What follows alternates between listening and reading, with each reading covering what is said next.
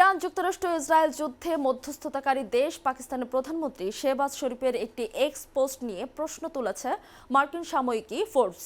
সামাজিক যোগাযোগ মাধ্যম বিশেষজ্ঞদের বরাত দিয়ে এক প্রতিবেদনে ফোর্বস সংশয় প্রকাশ করেছে যে শেহবাজ শরীফের এক্স পোস্টগুলো কি তিনি নিজেই লেখেন নাকি পাকিস্তানের বাইরে থেকে সেগুলো লেখা হয়।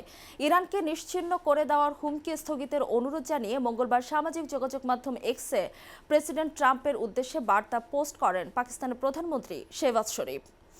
এদিকে ফোর্বস পাকিস্তান প্রধানমন্ত্রী এই বার্তার একটি খসড়া অনুলিপি প্রকাশ করেছে। এরপরেই মূলত প্রশ্ন ওঠে সেই বার্তাকে ঘিরে। সামাজিক যোগাযোগ মাধ্যম বিশেষজ্ঞ এবং ড্রপ সাইট সাবস্ট্যাকের প্রতিষ্ঠাতা ফোর্বসকে বলেছেন বার্তাটি সম্ভবত শরীফ লেখেননি।